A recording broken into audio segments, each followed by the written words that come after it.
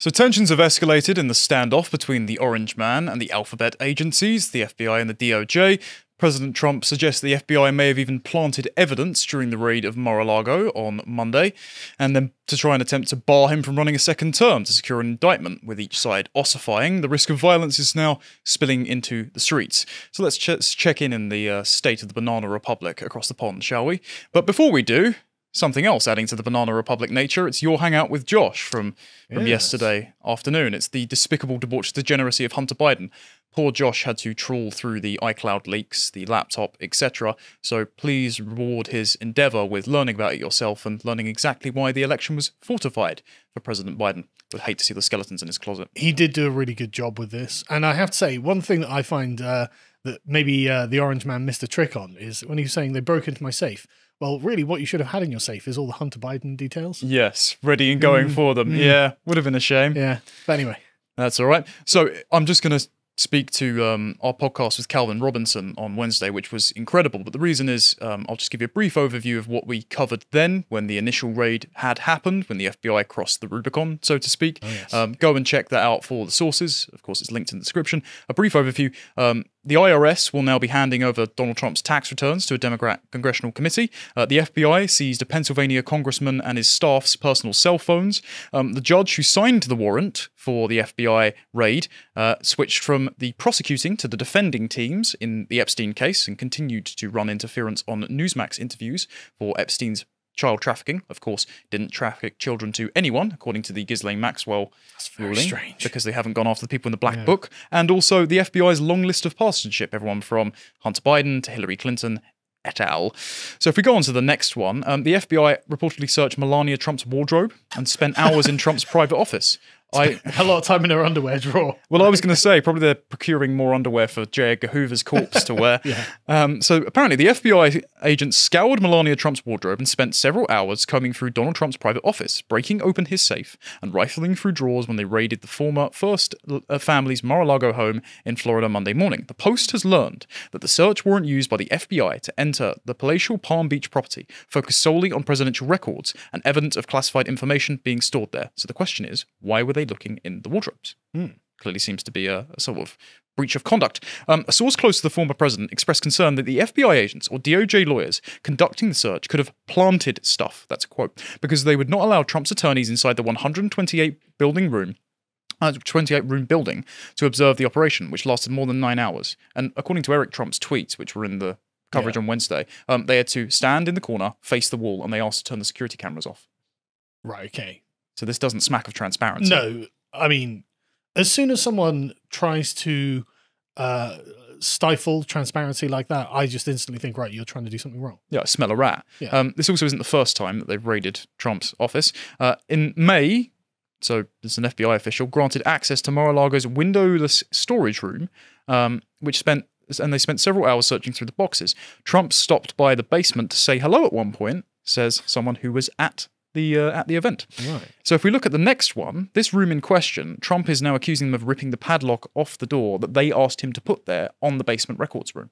Right, because that's where he was keeping the 15 boxes of records he'd taken there. Exactly. Right. And of course, these records, whether or not they were classified, the president has the power to hold and also then declassify information. He is the president. Yeah. Who could be appealed to above him? One would assume he is rightfully holding these things, and the FBI knew he was rightfully holding these things because they said, put a padlock on it just in case. And this was actually revealed, and this isn't in the links, it will be in the show notes, but this was actually revealed on Stephen Crowder's interview with Rudy Giuliani on the day. Right. So Crowder's getting on these exclusives where first Giuliani held up the laptop on screen when they had Hunter Biden, and now Giuliani said, well, there was a padlock on the door, and they snapped it off. And now Trump's saying the same thing. So smelling a rat here. 4 top DOJ officials travelled to Mar-a-Lago in early June to speak with the former president's attorneys about the documents. It was reported by CNN the day after the FBI raid. The DOJ's counterintelligence and export control section chief Jay Bryant was reportedly among the group who sat down with Trump's lawyers. Trump's team had shown the government officials where Trump was storing the documents. Investigators observed that some of the files were marked as classified, apparently, but again, the president can hold classified documents. At one point, the president reportedly stopped in to say hello and make small talk before leaving again. Days after the investigators' visit, they reportedly sent Trump's staff a letter on June 8th asking them to secure the room where they observed the documents being stored. It was then that the padlock was reportedly placed on Trump's door. So Trump has a Truth Social post in here about, if we can just scroll down to it, John, It's in the article. Yeah, it's embedded. There we go. In early June, the DOJ and FBI asked my legal representatives to put an extra lock on the door leading to the place where boxes were stored in Mar-a-Lago. We agreed. They were shown the secured area and the boxes themselves. Then on Monday, without notification or warning, an army of agents broke into Mar-a-Lago, went to the same storage area, and ripped open the lock that they had asked to be installed. A surprise attack, politics, and all the while our country is going to hell. I mean, he's not wrong. No, he's not wrong at all. So why is the FBI acting like Trump is trying to cover something up when it's the padlock and the security measure that they asked to put there? So then, apparently, FBI searched Trump's home to look for nuclear documents and other items. This is the reason, apparently, they're going in and investigating. A year and a half after Biden was installed. Yeah, exactly. After the nuclear codes have already been changed, and they wouldn't affect them. At least. I have seen that apparently it's changed every day, at least some of them. Right. Okay. So these are at least 2 and a bit years out of date. Yeah. But of course, Trump's going to get on the phone and launch the nukes, even though there's apparently a really extensive vetting process before 42 pairs of operators in different locations can launch a single nuke. Yeah, obviously this is nonsense. Yeah. So classified documents relating to nuclear weapons were among the items FBI sought in search of Donald Trump's Florida residence on Monday, according to people familiar with the investigation. Again, it's always anonymous sources, but they were seeking it. They haven't reported they found any yet. In the classified documents box, which would be quite easy to rifle through with a large number of FBI agents. Yeah. Despite this, people very intelligent have bought into this narrative. As you pointed out to me before we went on air, Sam Harris, lovely, clearly rescinding his Trump derangement syndrome. I mean, I really like Sam, but like, come on, Sam. You know that he doesn't have stolen nuclear secrets. I think sometimes you have people that are very highly intelligent but are all brain. And so they can explain things like neuroscience and determinism very, very well, but then they forget the just sort of fundamental common sense premises. Yeah. And I think this is the case of it. And even Sam Harris has professed he had Trump derangement syndrome, which caused him to vote for Biden and to get, quote, the adults back in the room. And then he said, well, I really regret that one. And now you're still falling for the media line. I mean, Sam, look at it this way. Do you think Donald Trump would know what nuclear secrets looked like if he was handed them? Well, he was literally handed them because presidents normally walk around with a briefcase. But like, if they gave him, here's a bunch of documents, Trump would be like, I'm not reading that. Yeah. Come on. Yeah. Can someone hand me the audiobook? Yeah, exactly. So I love you, Sam, but like, come on. Yeah. So speaking of Trump's level of transparency, he's put it best. If we go to the next post, the Truth Social just release the documents now. Yeah.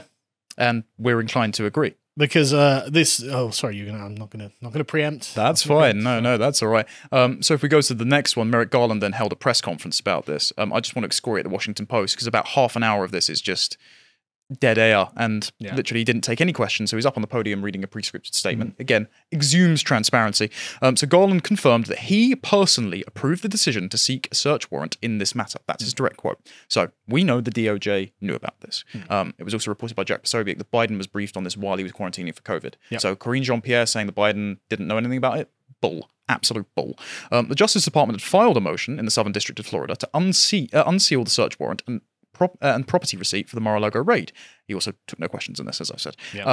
So if we go on to the next one, Fox News have got a timeline on this, and apparently the DOJ have got today to release it. Well, before we move on, I was watching the ABC News coverage of the coming up to and then after Merrick Garland's press conference, and it was remarkable. It was like dispatches from the Twilight Zone, where they were like, basically, a bunch of Nazis are really excited about that. Did you know Merrick Garland was Jewish? Oh, yeah, it's all very... We don't know what's in it, but I would think that Merrick Garland has done this. I would think he's done that. And it's all like completely baseless speculation and calling Trump supporters Nazis. It's like, this is disgusting. We've got that clip in here. Sorry. Never apologise. I didn't know. It's just insane. It was mad. Yeah, you'll have to enjoy the grand reveal in a moment, ladies and gents. So in this one, a federal judge Thursday gave the Justice Department until 3 p.m. Friday, so I believe that's about 8 p.m. tonight, to certify whether President Donald Trump supports or opposes unsealing the warrant and property receipt from the FBI's search of his Mar-a-Lago home on Monday. Now, obviously, we saw on the True Social post, he does, so we're waiting for the official channels, and it should be out today. So hold your breath. The United States shall immediately serve a copy of its motion on counsel for former President Trump. Magistrate Judge Bruce Reinhart, same Epstein judge, wrote in an order on the DOJ's motion to unseal the warrant and property receipt on or before 3 p.m. Eastern Time on August 12, 2022, today. The United States shall file a certificate of conferral advising whether former President Trump opposes the government's motion to unseal. So, In other cases, which are purely coincidental, coinciding with this, Trump has also pled the fifth on a probe that's happening at the same time in New York State into his business dealings. So we have the IRS, the New York Attorney General's office, the DOJ, and the FBI all going after Trump at the same time. Yeah. It's purely coincidental, I'm sure. This is Banana Republic stuff. Absolutely. In the words of Ron DeSantis, one of the other absolutely. base Florida men, President Trump announced he'd invoked his Fifth Amendment rights during a deposition by the New York Attorney General on Wednesday, joining a number of prominent Republicans in his orbit who have elected to remain silent during these recent calls to testify.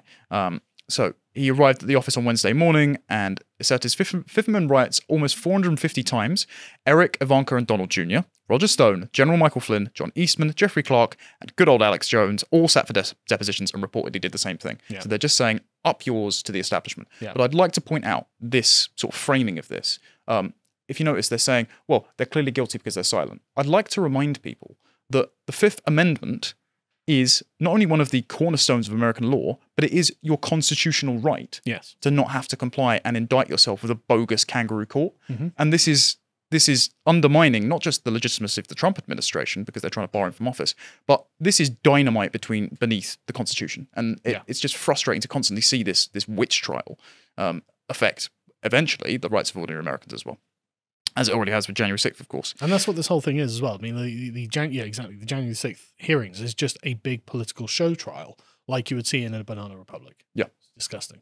And speaking of them having no evidence to indict people, this wonderful clip that went viral. Let's play. Is this unprecedented to arrest a former president for not turning in documents? A former president that had committed this many provable criminal acts. But what are the provable criminal acts, I guess? Provable criminal acts. Well, I'm done talking. Right. No. Right. Okay. Good. Good. Got it. Yeah. Someone forgot to mod the Skyrim conversation, the Oblivion NPC to continue talking. For those who couldn't see the footage there, it was a protest outside Trump Tower with a gigantic banner saying "Arrest Trump." Yeah. For what? Yeah. Don't even know. Wonderful. Thank you, Renter Mob in Chief. Now, apparently, all of our criticism, as you've presaged, is actually racist. Of course. So we shouldn't be saying this.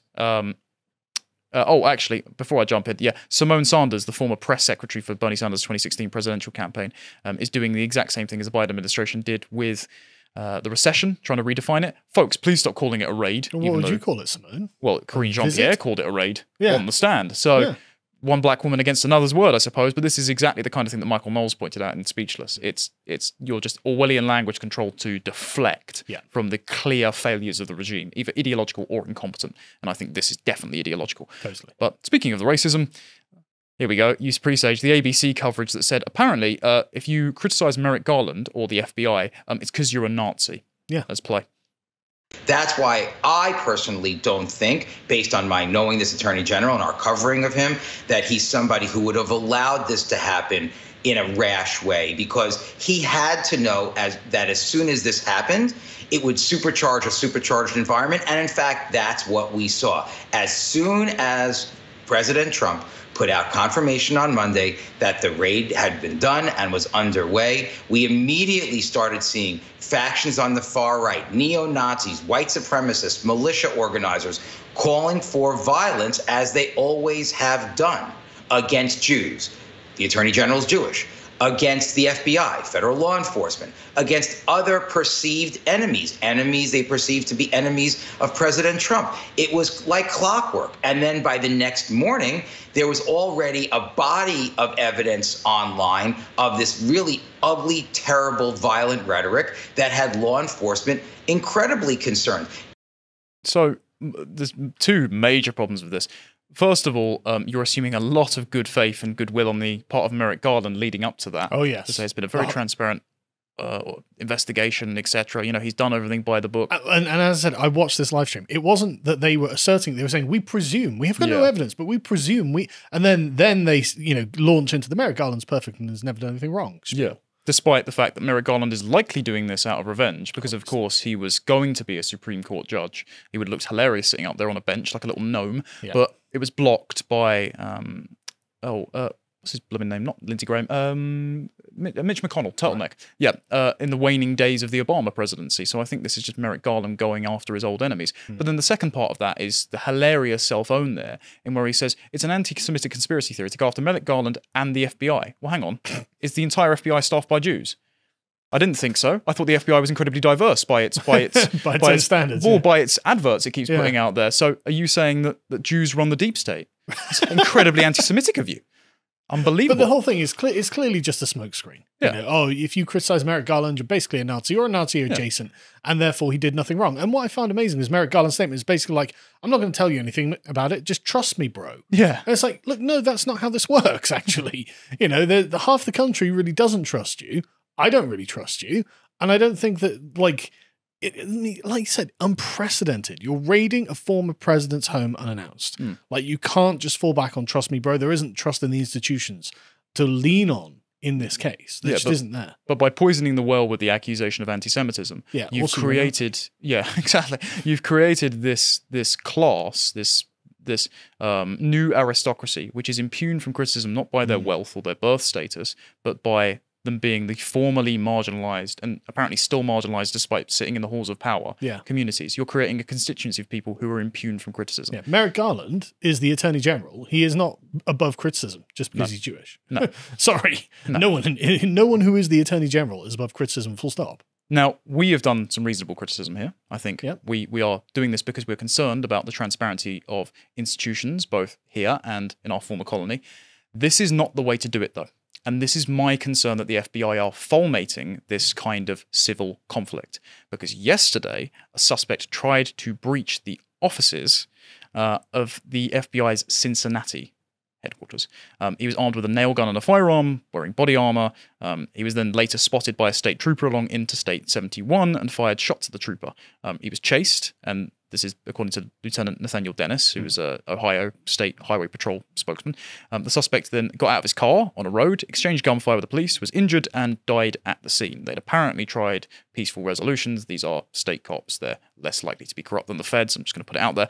The suspect was identified as 42-year-old Ricky Schiffer, and of course, all the coverage is saying the DOJ is looking into him for connections to the Proud Boys, etc. They know he was at January 6th, but he wasn't charged with anything. He seems to be an online radicalized, should we call him former patriot? Yeah, and just to be clear, everyone has them.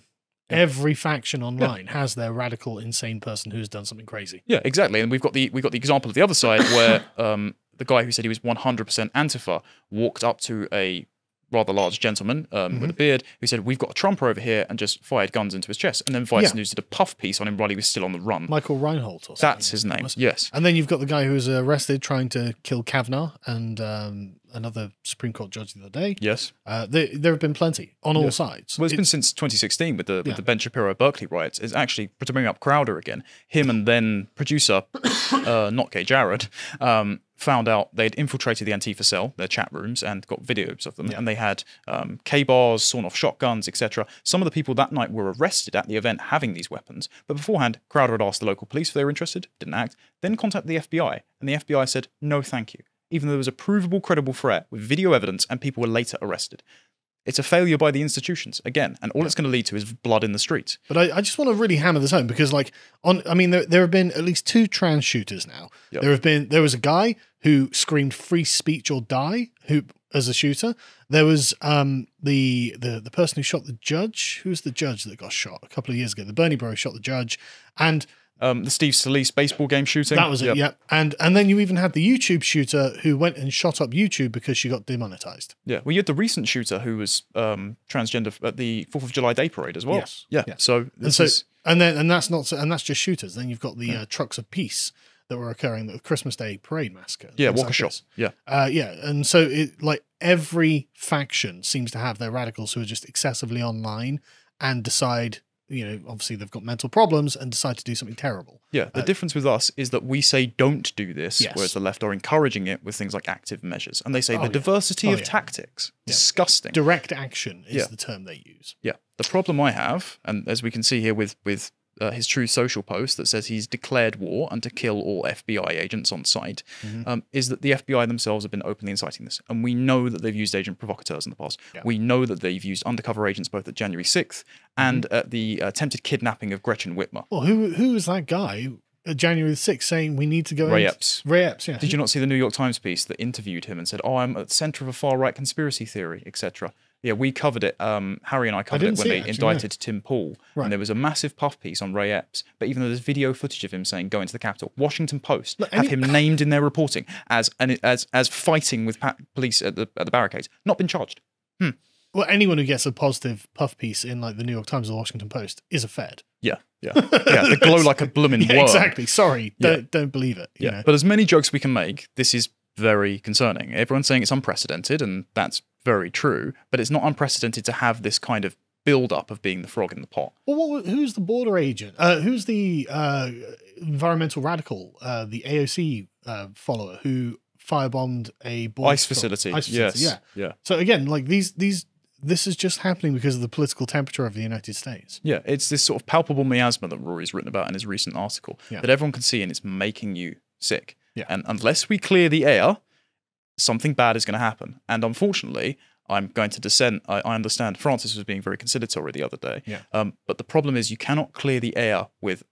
I'm almost paraphrasing Hillary Clinton here of saying you can't have civility when one side wants to destroy all you have. When one side says all white people are racist and we should have mastectomies on 16-year-olds, it's very hard to find common ground, so to speak. And the FBI are fulminating this stuff with the bogus investigations into President Trump and his allies, and inadvertently, possibly, allegedly, creating false flag events by online radicalizing these shooters, these potential terrorists. So Trump and his supporters may feel aggrieved. We all feel aggrieved. We have concerns about the integrity of our democracies in Democrat language. However, that doesn't mean we do this. And the FBI and the Democrats really need to back off, because the moment that another legion of BLM rioters or even feds come knocking on sovereign American property, there is going to be a firefight that nobody wants.